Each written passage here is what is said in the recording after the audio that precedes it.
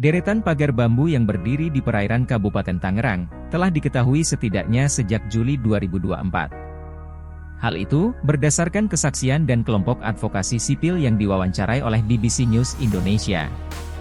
Namun, pagar itu baru dicabut oleh pemerintah setelah persoalan ini viral di media sosial.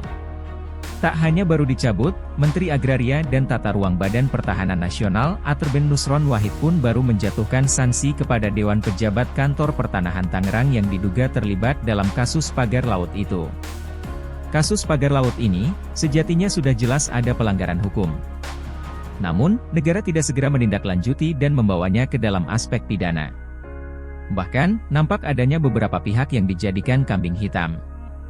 Namun, otaknya tidak tersentuh oleh hukum. Para pejabat pun sibuk bersilat lidah dan berlepas tangan. Kasus ini sebagaimana juga kasus penjualan area pesisir laut di berbagai pulau menunjukkan kuatnya korporasi dalam lingkaran kekuasaan atau yang disebut dengan istilah korporatokrasi.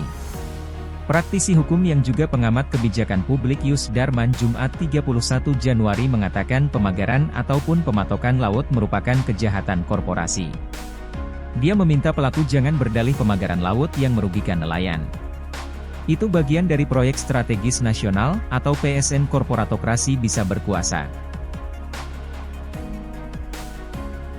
Karena, negeri ini menerapkan sistem kapitalisme, sistem yang berasal dari akal manusia. Sistem kapitalisme berdiri di atas prinsip kebebasan kepemilikan, tujuannya untuk meraih kekayaan sebanyak mungkin.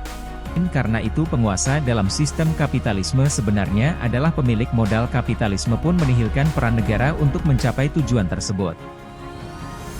Akibatnya, sistem ekonomi kapitalisme sangat terasa sekali liberalisasinya.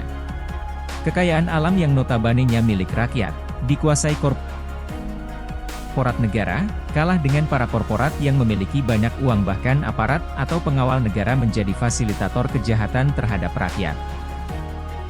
Mereka bekerja sama melanggar hukum negara, sehingga membawa kemudaratan untuk rakyat dan mengancam kedaulatan negara.